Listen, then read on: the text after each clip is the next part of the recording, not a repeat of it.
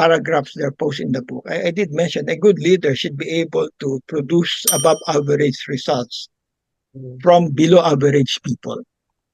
See, I see. I see. Okay. I hope you understand what I'm saying. You Yes. don't Yes. need talented people to produce good results, right? If you're a good leader, okay, Oh, you don't need a disciplined culture as a starting point. You can start with any baseline. If you're a good leader, you can transform people.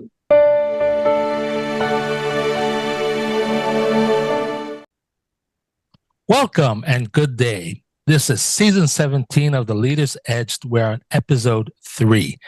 And today we're extremely fortunate. We have Professor Rene Domingo with us. He is an extremely well exposed person. If I were to read you everything he's done, he's an international consultant, author, professor, lecturer in the fields of quality management, lean system management, productivity management. He is an industrial engineer graduate, magna cum laude, with more than 20 years of consulting and training experience. He's Japan educated in management engineering with intensive hands-on training and experience in the Toyota production system in Japan. Rene is also an adjunct faculty at the Asian Institute of Management. As we all know, that's Asia's premier graduate school of business. He's a consultant with the World Health Organization on hospital management and systems. And most of all, he's an author. That's what brings him here today. He's the author of Quality Means Survival, a guide on total quality management published by Prentice Hall. It's the Customer, Your Real Boss, a book on world-class banking customer services. Turnaround Management, Best Practices from the Indonesian Experience, in which he's a co-author. And What is a World-Class Factory? A definitive article on world-class manufacturing. Today, he's bringing us the cheat sheet to beat our competition. That's what the book we'll be talking about today. Over to you, Rene. If there's something I missed with my introduction, please, now's the time to mention it. And we can also start talking about your book. Rene? Well, thank you, Paul and Dina. Well, thank you also for helping me, promote the book. It's fresh from the printing press, yeah. and I'm just as excited as you are in sharing these thoughts, with our people in business, entrepreneurs. Well, I would call myself a teacher, a researcher, a consultant. At the same time, but these are not three different jobs. What I teach, I use in consulting. When I consult, I do that. I use it for research. So all my writings, including this book, is already a combination of my insights from teaching, research, and consulting. So this is my contribution to, should you say, legacy. And a lot of my research are used in my teaching and in my consulting. So these three professions really feed on each other. So the book and the other books I have written are really a consolidation of these ideas to help businesses and entrepreneurs move forward and improve their performance. They may or may not be my students or my clients. I'm sharing this with the public in general, even outside the country. Right? Other Asian businesses, especially those who suffered during COVID, right? They can benefit from this research.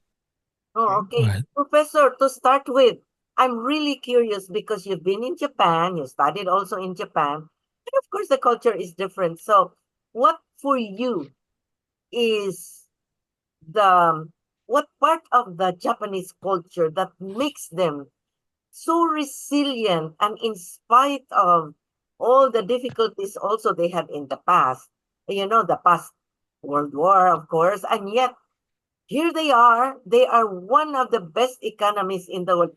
What is the secret of Japan? Well, in my book, including the previous ones, though I don't call it Japanese management, I really don't call it Japanese management. This is Japanese. This is what I call management practices, good management practices Okay. that any country can adopt. Because I've been in Japan, and there's nothing Japanese in what they do. Okay, for Oh, example, okay. attention to detail, right? Mm, perfection, aiming for perfection, okay? Continuous improvement. These are the secrets. It's not working hard. Of course, they work hard, but they work hard for a purpose. No? They perfect everything. You've been to Japan. You know how they things, how they prepare dishes. They're really perfectionists. They keep improving. They will not settle for mediocrity, no? Or something average. Okay, and they're very customer centric. They try to please the customer, the buyer, the purchaser, not the employee, not management, not the investor. It's always the employee, always the customer. Right? Always the That customer. is significant, Professor. That one, you said it. That is so significant because there are some. I have no idea, but maybe because you have been researching, I do not know what the percentages are, but there are really some businesses here that are out to make profit, but they are not as concerned about the customer experience. Correct. I can tell. Yes. That's covered in my book. Yes. That's covered in my book. Yes, Paul. Yes. Well, recently, and this is historical, I think sometime in the 80s, the concept of shareholder value took hold. This was in the West, and it dominated practically everything. Even the education systems in the West are very shareholder value oriented. So pretty much that's what it boiled down to. Recent episodes with Boeing is an example of that. They just got too involved with, how would you say, paying off the shareholders. Okay, then things suddenly went wrong. Okay, but that was also partially driven by that. Now, I've never had the good fortune of being to Japan ever, but I did watch several documentaries about their primary education, which is really value driven. Okay, it teaches the value of respect for the other person. It teaches the value of discipline, like cleaning up after work and things like that. And that's driven in the early stages of education. It's not like who's got the latest cell phone, or they're all stuck looking at their cell phone. It's not that. So I think that's also a big contributor to it's very foundational. That's why. I also noticed, Professor, thanks a lot, Paul. I also noticed, Professor, that you also had some years in Indonesia. Oh yes. We do a lot of programs in Indonesia, and we have so many partners there. That's the reason my other book was about turnaround management of Indonesian companies, because they a lot of their companies survived the Asian crisis, not the COVID crisis. Okay, so I documented with my co-author what were these best practice.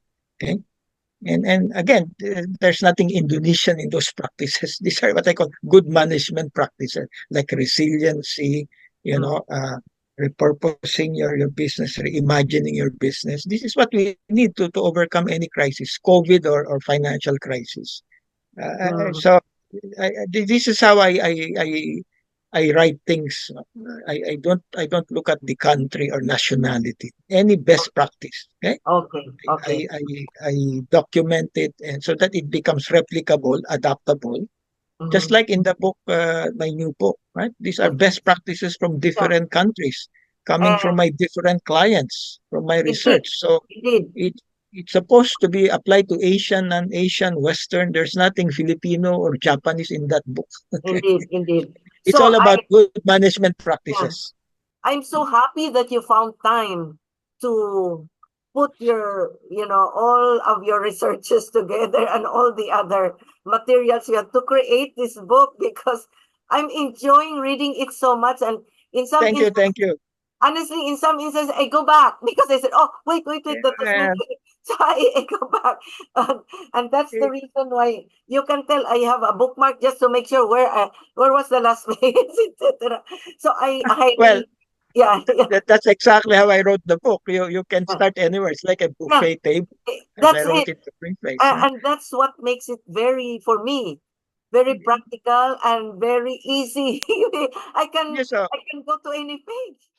Exactly. That is on purpose. That's on purpose. That's part of the design of the book. Okay. You make it easy to read, easy to Yeah. consume, Yeah. not time consuming. You take your time, but learn Yes. fast Yes. and learn fast. So this is how what I think businesses need to compete, to survive. Yes. Yes. Quick learning, agility, Mm, fast learning, mm, fast unlearning. We mhm. don't have the time to read novel like or Yes. PhD thesis like, Exactly. Exactly. documents to absorb Uh-uh. some lesson. It's a quick Pro- takeaway, quick yeah. implementation. Yeah.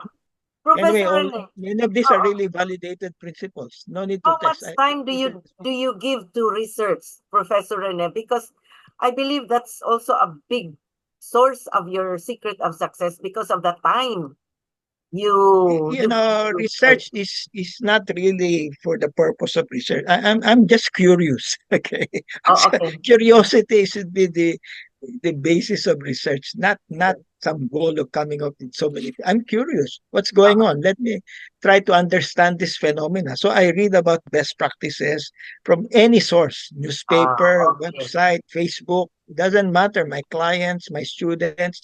That is my the whole world is my laboratory. It's not some library in some school. Uh, Okay, uh, That- I that's that's my lab. Okay, I want to thank you, Professor, because this early, I want to thank you in advance because I really appreciate your letting me know in advance that we can have a series of interviews because this book of yours cannot be covered in just one interview. There's just cannot because uh, I covered a lot of topics like efficiency, entrepreneurship, cost reduction, innovation, even governance and environment. Would you yes, believe? Because these are all subject to amenable to good management practices, whatever the topic is, right?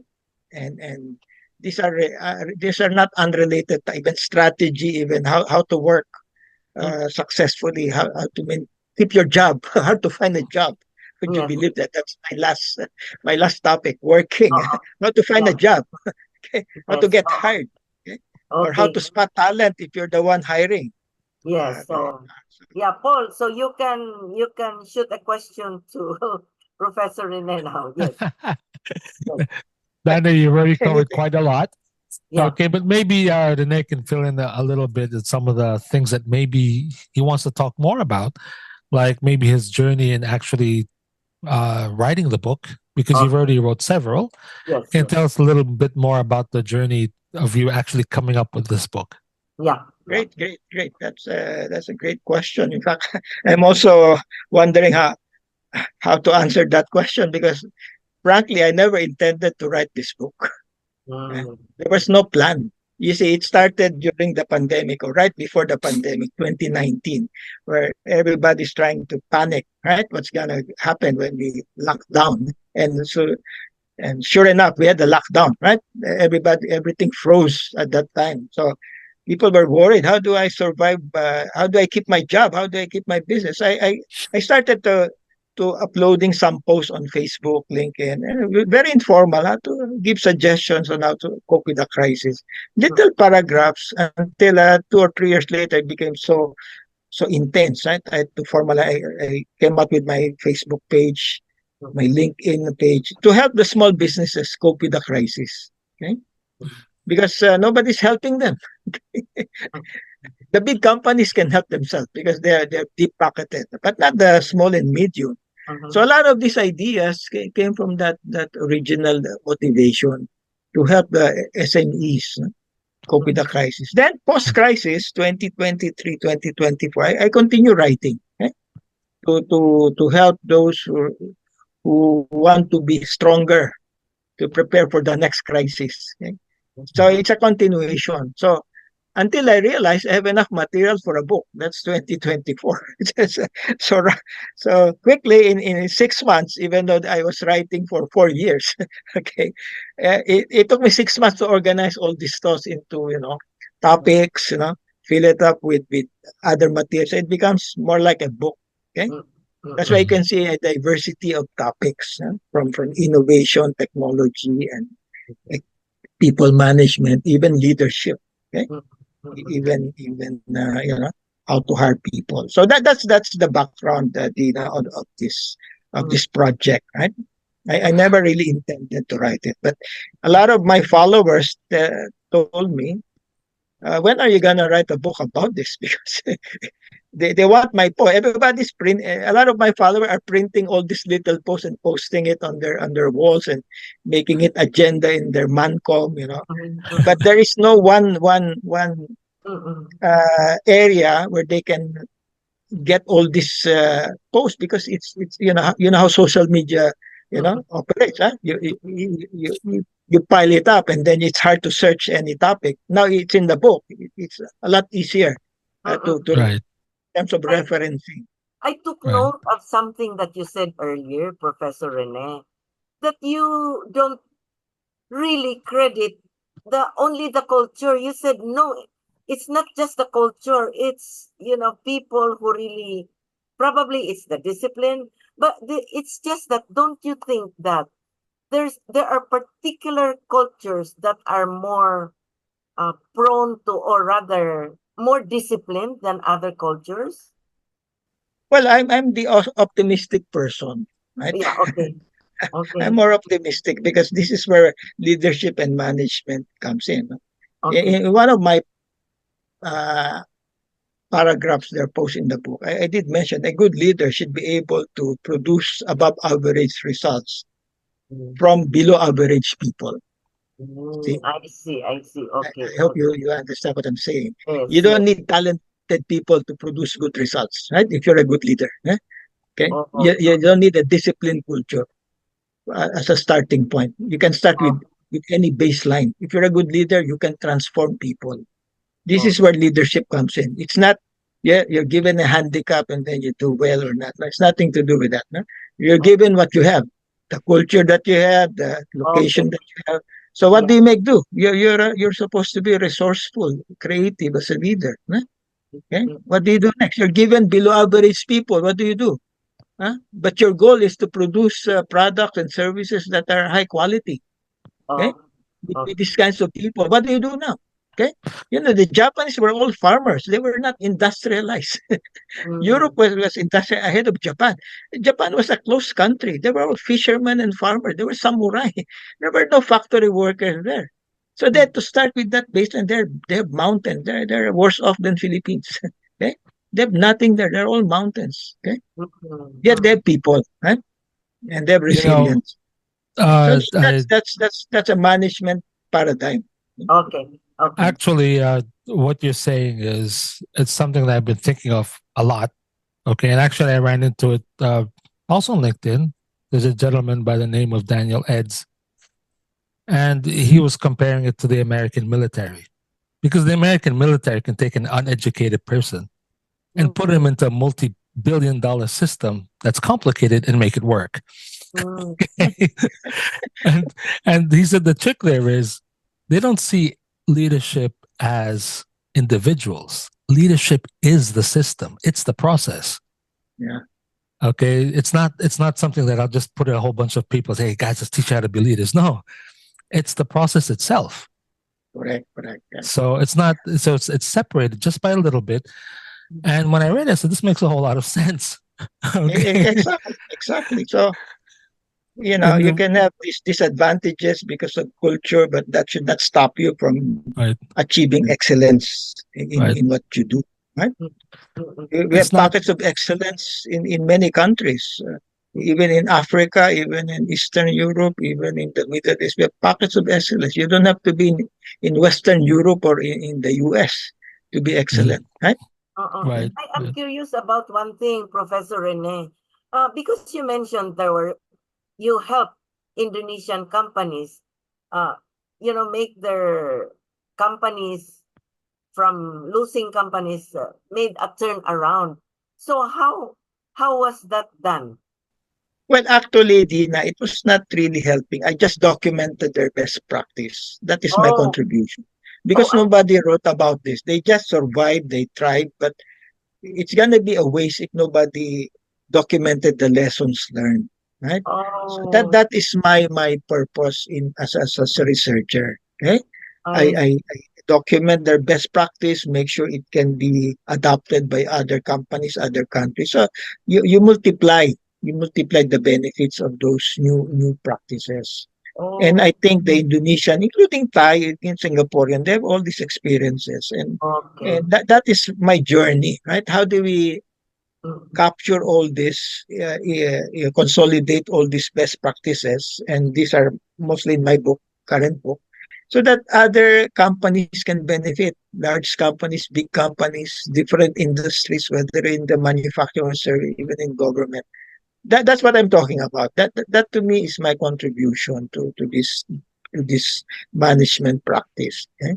Okay. Though I do consulting, I coach people how to do it, how not to do it, but I'm also excited about documenting it, writing it in such a form, as you said, easy to digest, easy to read, easy to consume, right? It mm. challenges people to think differently, how to manage people, how to manage their customers. So a lot of paradigm shift. I think the book will raise more questions than give answers. No, That's my purpose. Yeah? I enjoyed the fact that I can jump from one to the one page to the other.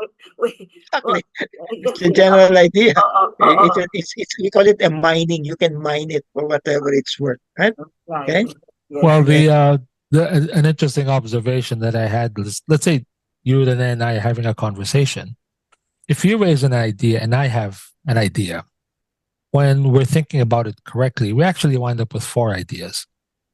Why? Yeah. Because I'm going to see the way you see your idea, which is going to be different.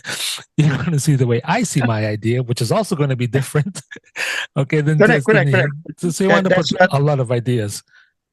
I'm talking about. In fact, when I was in Japan, fortunately, I chose to study there. I was so shocked. Culture shock to me is not about eating raw fish or reading from left right to left. Nothing of that sort. Right? It's really the way they think about management is so different and so correct. For example, we're so interested in cutting costs, and this is my first chapter in the book. Mm-mm. When you say cut costs, people mean cut heads, right? Or cut training, Cut cut training. advertising, Yeah. cut napkins, cut refreshments, all the superficial costs, right? It's all about downsizing in the Western world when you say cut costs. Right? But in Mm-mm. Japan, they cut costs, especially in Toyota, where I studied. To them, cut cost means what? Cut complexity, and cut wastefulness, cut Oh, inefficiency. You don't oh, have to cut heads to cut I costs. see. Eh? Okay. You discover the inefficiency. We call it muda or waste. And Mhm. it's all in the book. Right? And this is the proper way to cut costs. You cut the drivers of cost, not the cost themselves. Hmm? And that to me is quite, there's nothing Japanese there. That's pure common sense. Why would you cut costs? You cut the drivers of cost. Right? Then you can cut the root cause of cost, not the cost itself. The cost reduction will follow. Right? For example, Right. you cut manpower. How can you cut manpower? Before you can cut manpower, you cut man hours. And Yes. to cut man hours, you cut process inefficiency because process inefficiency consume man hours. Okay? Oh, So oh, cut inefficiency, you cut man hours, you cut headcount. That's the mm, sequence. Rather than cut headcount first, then you don't even know what the process dynamics are all about. You don't know operations management. How can you cut ah, heads? You will well, be cutting value. You'll be instead of cutting waste. yeah. One of everything you're saying, and this is also on a very personal basis. Mm, Organizations have to be really aware of who they are yeah. in order to pull this off. Mm-mm. Okay. As Dinah pointed out, I'm sure you've seen this so many times. You might see plastered on the wall, these are our values, these are our things, but yet when it goes down, it's Mm-mm. not there. It gets Mm, lost someplace. mhm. Well, Uh, you're correct. You're and correct. I agree with it you, Paul. in fact that we're talking about the performance appraisal systems. Okay, and I said that the difficulty with the performance appraisal system is the person responds to the performance appraisal, not necessarily the values of the organization. Okay. And if you're my boss and I said, "Oh gosh, I've got to please it and to make sure I get my increase," what do you think I'm going to do? You know what I mean? So Well, I did mention that, Paul, in my book, that we have to connect all these goals. We call it strategy deployment. Deploy the Right. strategy, mission, vision to strategy, and then to KPI, key performance indicator, Right. and then to your PMS, performance management system. Unless they're connected, then everybody on different pages singing different tune. You're Right. moving the different direction, so you don't move to the next level. Okay, your big system is not consistent with your small system. Meaning the strategy is not connected to the performance management system. Right. There's a disconnect. There's a Right. disconnect. That is my explanation to what you're saying. And how can you compete with the companies who are very agile, who are so connected, yeah, acting as one, right? You cannot defeat these companies. Right? They're on the same page. Mission, vision, strategy, values, PMS, KPI, they're on the same page. Right. What the rank and file is saying is what the president is saying, what the technicians is saying. Yeah? So that's competitiveness. Okay? So there's no secret to that. I used Only to is it's so hard. It's so hard to do that. But, you know, I used to ask, I said, just go to the boardroom, ask the president, what's the purpose of the organization, and he'll say something. Then go down to the lowest ranking guy and it's ask him what different. the purpose is. See how big the difference is. Okay. You know, But the sad part of that is, at the end of the day, it's what the lowest ranking guy is saying, not the president, because he's the one actually doing all the production and everything. It's like, but let me add to that, Paul. Move to the next level, and I think I will rephrase what I said earlier. At the end of the day, the reason you set up a business is not for employees, not even for employees, it's for the customers, the buyers. If you don't have a buyer, there's no point opening a shop. Right? So what the customers are saying should be what the employees are saying, should be what Yes. the board is saying. The customer is always right. This is the secret of Amazon, of Apple, of Google. They always listen, of Walmart or Ritz-Carlton. Right? What the customer wants should be above everything else. Policy, strategy. Right? And I have a chapter on that. Right? And this to me is common sense.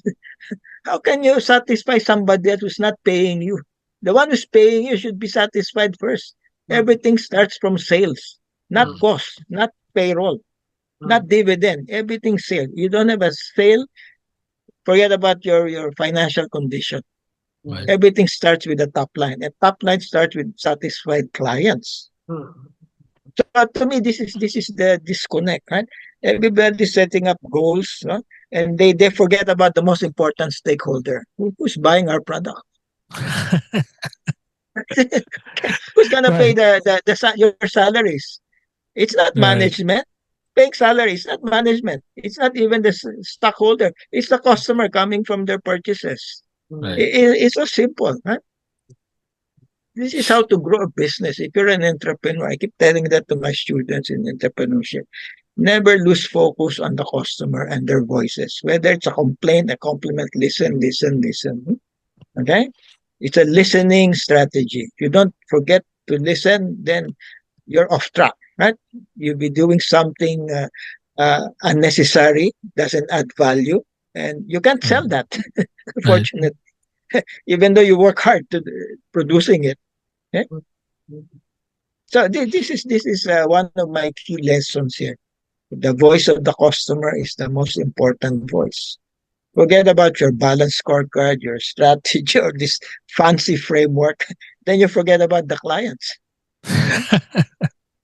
You can even forget about training. Training for what? Even training is misaligned in many cases. Right? Training for what?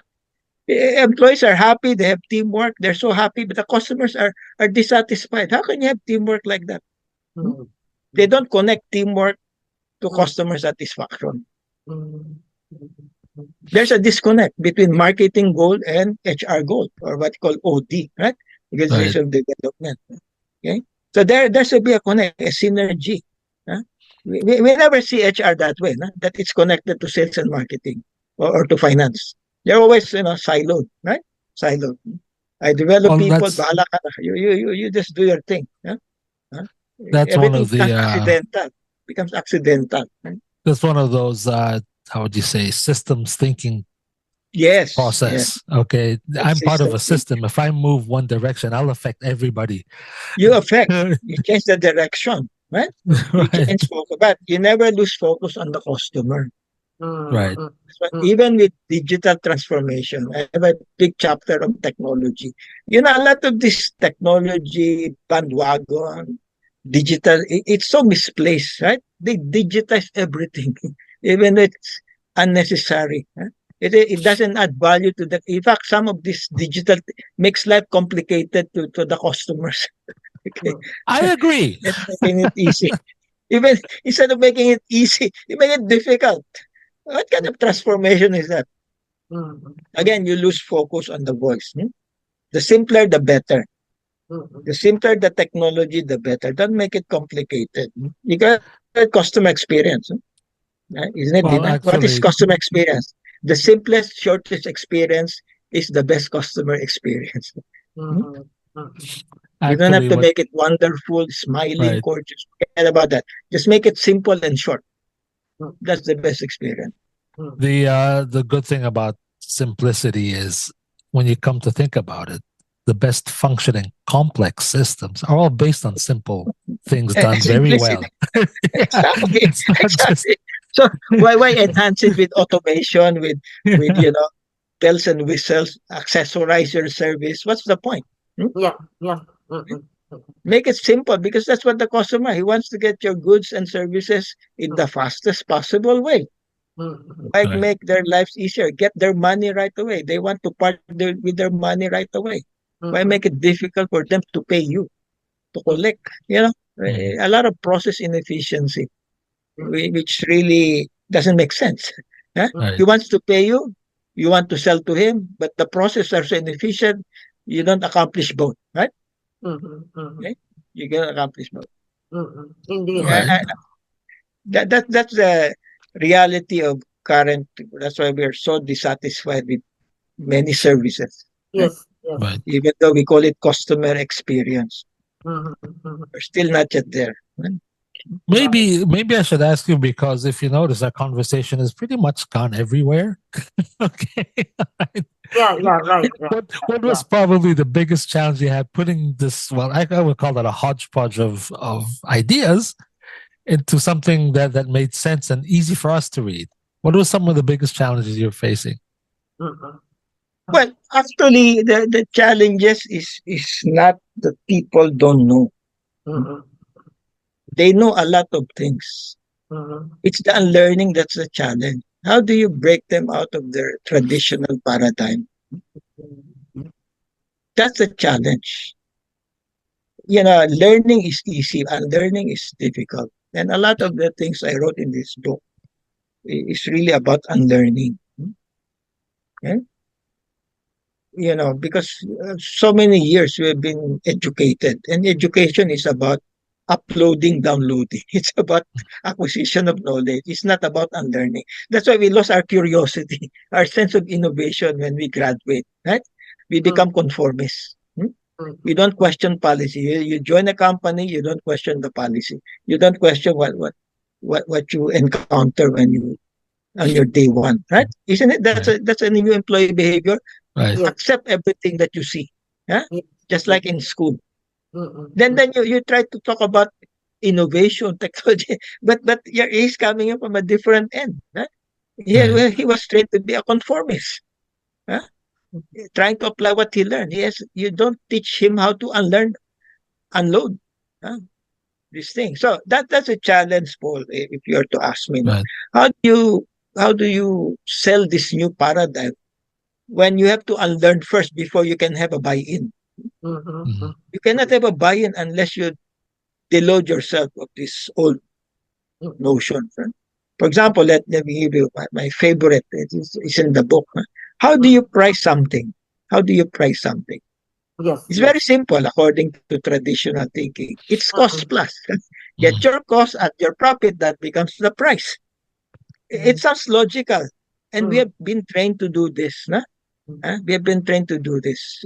All businesses, accounting practice has to do with cost plus. Recover your cost plus some profit.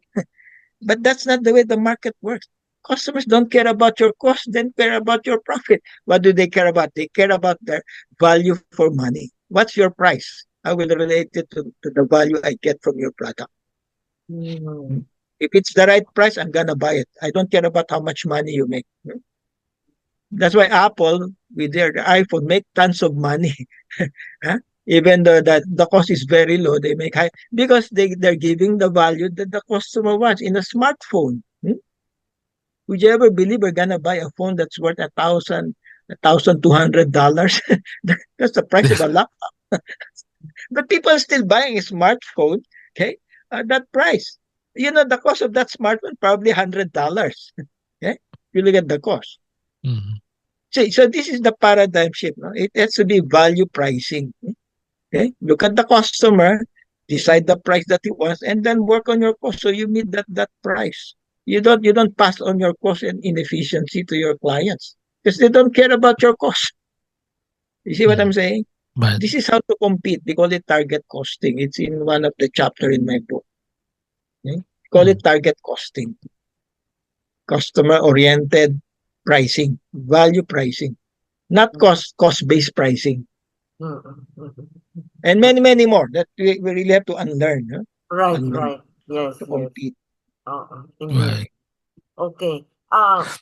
Professor Rene, I don't know if you've heard about this already. I suppose you have because you do a lot of research.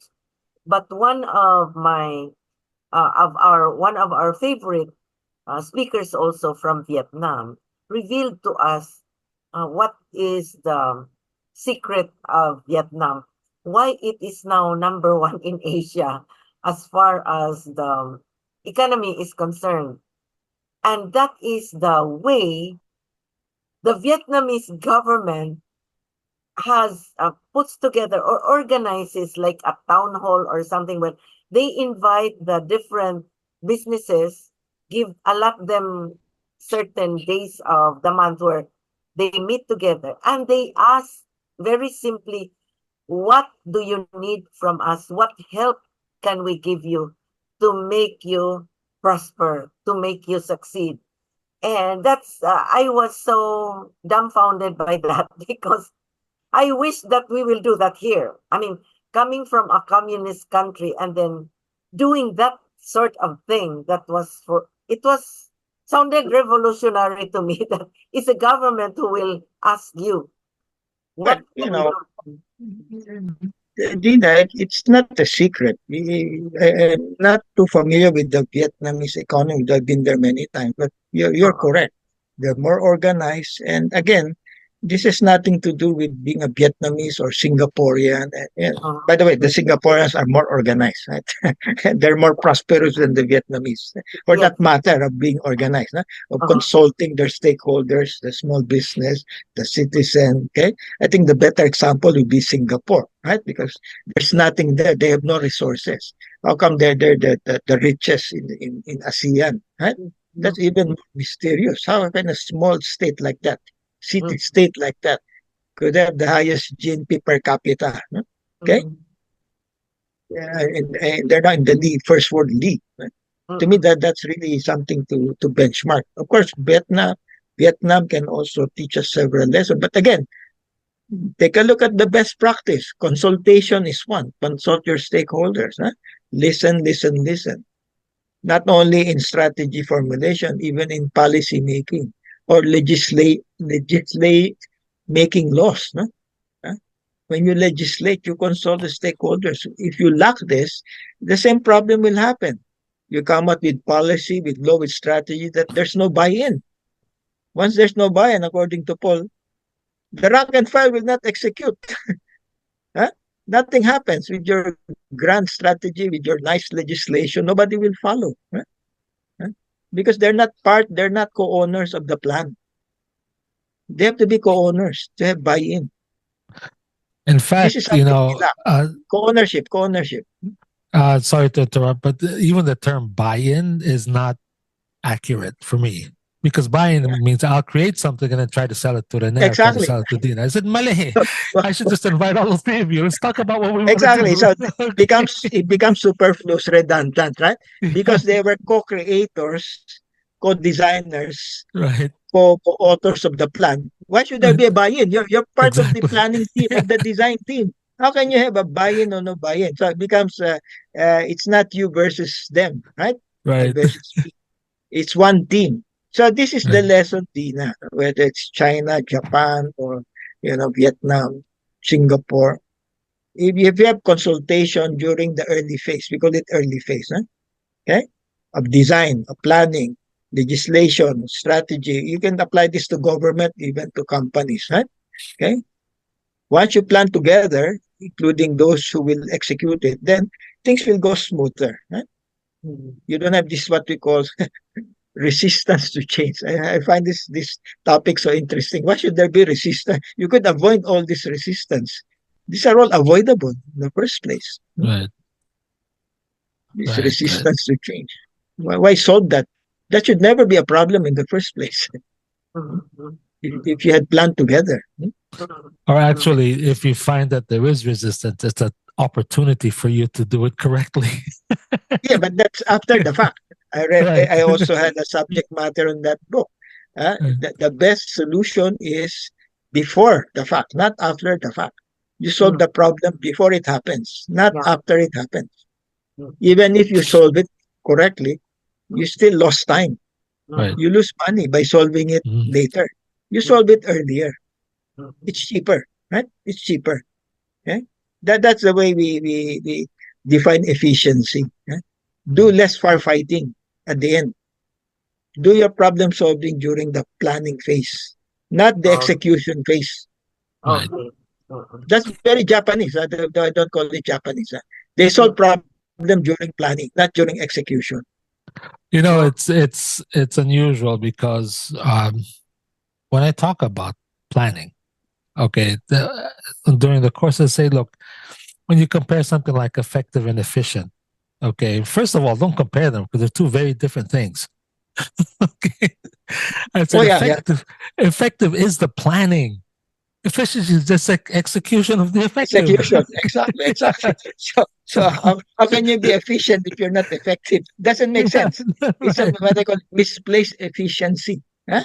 Right. You're working hard doing the wrong things. You're not satisfying the customer. Right. Satisfying the customer is effectiveness. No? Doing it Right. at low cost, that's efficiency. Right. Okay? Right. So effectiveness first. Of course. Satisfy the customers first and then satisfy the investors. That's a sequence. That's a sequence. So they come together. I'm not saying you can only have effectiveness because many effective companies are not efficient. You know what happens? They're very high sales, but their profits are down. They're not making money by Yeah. satisfying their customers. Right. They're so big but not making money. So what do you call these companies? Effective but not efficient. Okay. What about efficient companies who are not selling? Okay, they have a very bad product, but they're so productive, so hardworking, but they cannot sell their product. So they're very efficient but not effective. What's the point? So you have to be both, right? Be on the right track and then you run very fast. That's the model. Right? Be on the right track. That's one of my insight contained in the book, right? Focus on effectiveness, know your customers, and then try to do it as efficiently as possible. So you consume less resource trying to satisfy your Right. customers. I still You remember cannot I used the video to explain that. It wasn't about a product, but I said I showed them how a Formula One team can change all four tires in less than 2 seconds. I exactly said, that's frightfully efficient, but do you know how much planning went into doing that? exactly years. That's what I'm saying. When a surgeon charge you 1,000,000 pesos for a 2-hour surgery, you're not paying for the 2-hour surgery. You're paying for the 20 years of training how to make that 2-hour surgery. Huh? See, this is what I'm saying. It's all about planning, right? It's all about execution, and you're right. Huh? But Paul, back to teamwork. That's the kind of teamwork I'm talking about now. Teamwork of the pit stop, okay? Call it pit Right. stop team to change tires, refuel, because that pit stop is part of racing time. Okay? Right. You're not just efficient. It's not about efficiency only. It's about effectiveness because if you're so slow in pit stop, you will lose the race anyway. Right. Even You with will. fast, Right. even with a fast driver, you will Right. lose the race. Right. And So if you look at the front history of the office, pit back stops, office should yeah. work together. Yeah. If you look at the history of the pit stops for Formula One cars, it shows it because I was watching in the 70s, and pit stops were done more because the car needed something, or yeah, and they took their time compared to today when they realized that the pit stop was actually part of the strategy of winning. Then it became something that was boiled down to a Becomes 2-second tire change. You know? it becomes a science itself. Huh? So the Yeah. Toyota Group is so famous for this. No? We call it setup time. They can set up machine in a minute instead of 8 hours. So they have Right. this agility, flexibility to change the product in a few seconds. So they can come up with high variety at low cost, at high speed. Right. That's the model now, right? Of competition. High variety, low cost, at high speed. Okay. That Okay. normally doesn't happen. Once you have variety, you become high cost and low speed. Yes. You Yeah. slow Yes. down because of customized product, Oh, customization. Right. So we call it fast customization or mass customization. It's no longer mass production. Okay? It's mass customization. Wow. So these are the new paradigms in management. Okay? So we have to unlearn mass production. We call it economies of scale or things like that. Nobody believes in economies of scale anymore. Everybody wants smaller batch, smaller portion, right? But you have to do it cost efficiently. Okay? This is a challenge. Yes. Mhm. Yes. Yes. How It can you is. mass customize at affordable prices? Yes. Yes. Yes. You Plus, you have still to need look at buyers. plus you have to look at the fact that a car has about 8,000 parts. Exactly. How do you, Toyota can do that? Yeah. How do you customize this? Huh? Different model, but they can do Right. that at mass production prices. At mass Right. production. That's the Right. reality. How do you adapt that to other industries like apparel, okay? Or paints or building materials, right? Okay? Yes. Or not only the car industry. So this is the paradigm that if you do something customized, it need not be high price. I have that in my book. What you need is agility. It's like Formula One mindset, right? Good driver and good mechanics at the same time. Right. Okay. So if you just have speed but without agility, you will lose the race. You need both, right? You need speed and agility and flexibility. So what we learn is speed. Just work harder, work faster. But that's not gonna make you competitive. Okay. In the real world, you have to be agile because you should be able to change direction, do setups quickly, customize quickly at affordable prices. But this is how to compete in the new economy. It's Yes. not mass producing the biggest amount possible.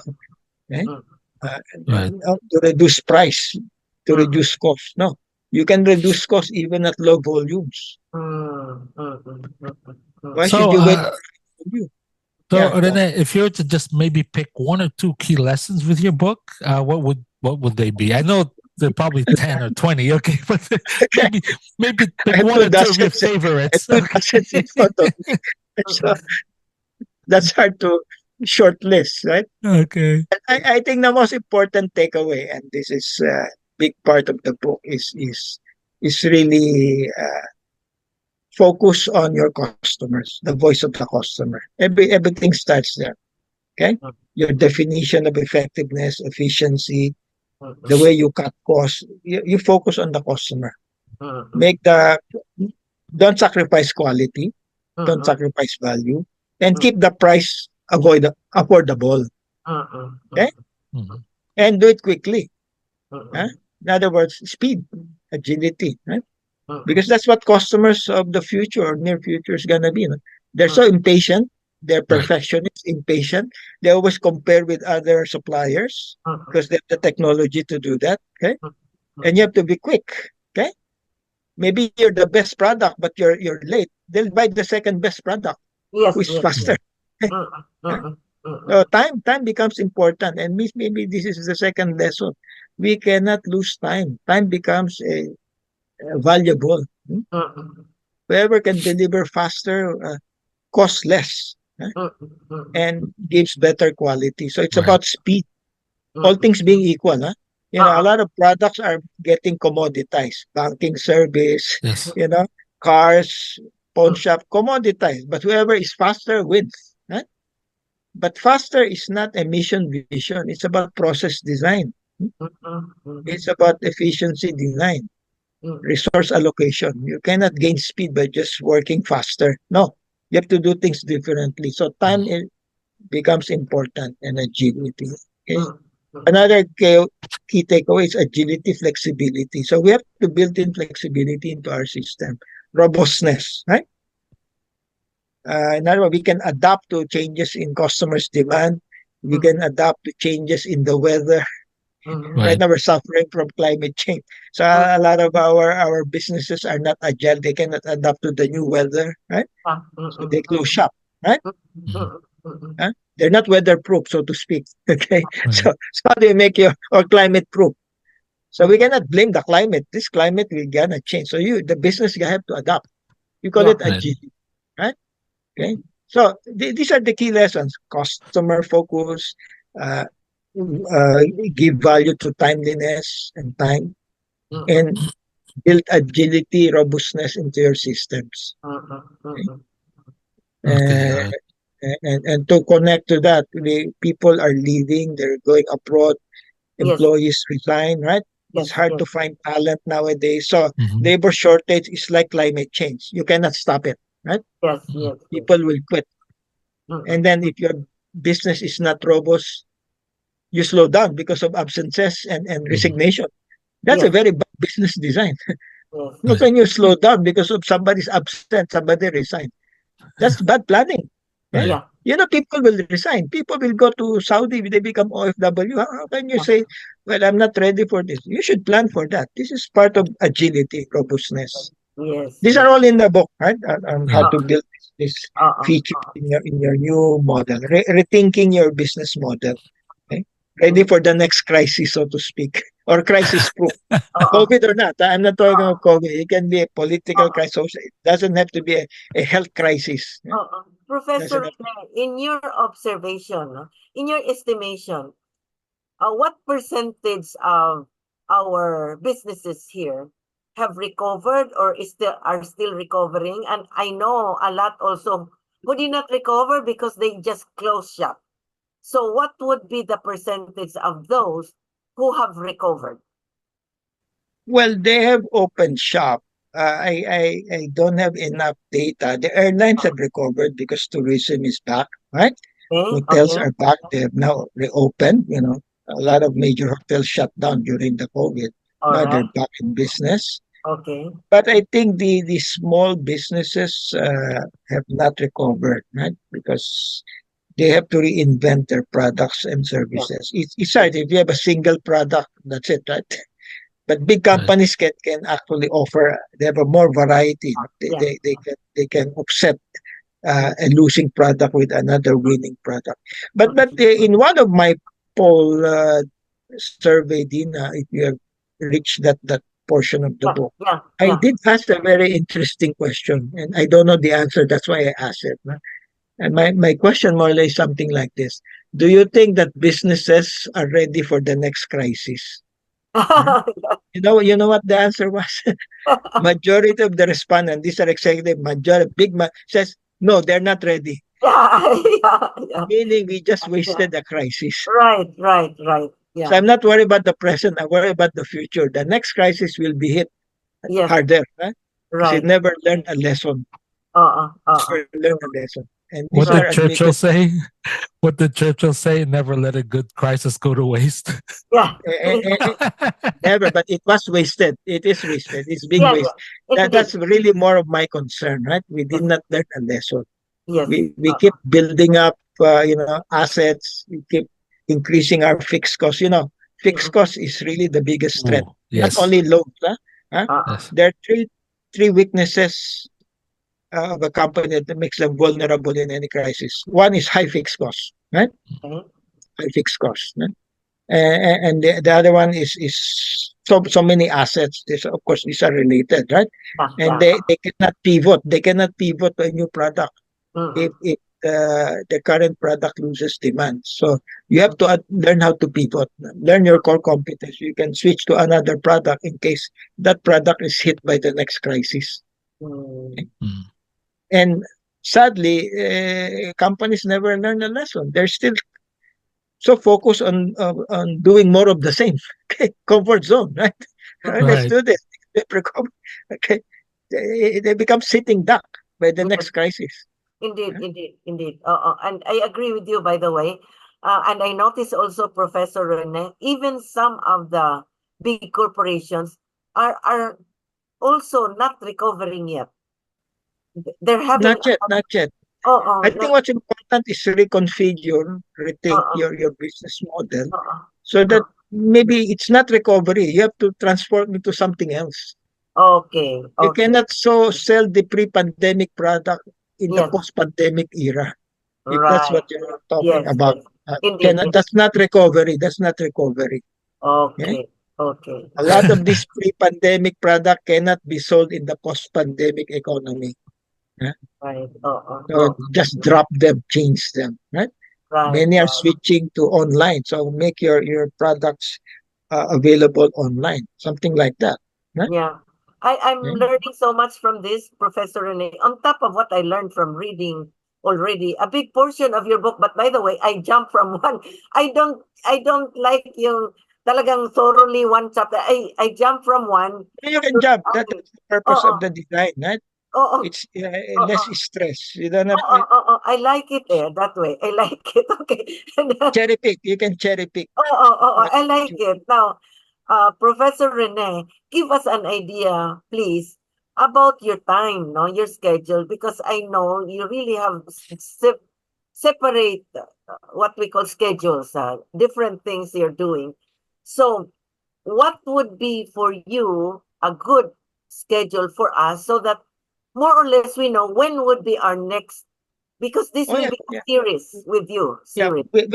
Let's plan for the sequence of topics Okay, based on importance and urgency. We okay, can discuss this, huh? okay, And okay. then we can design a session around one particular theme. For example, one theme is could be about entrepreneurship. Hmm? Okay. Another theme can be about innovation. Another Mm-hmm. could be about technology. Just take a Mm-hmm. look at my table of contents. Each Yes. of those, Yes. a dozen or two, can be a session. Huh? Okay. Can be a Okay. session.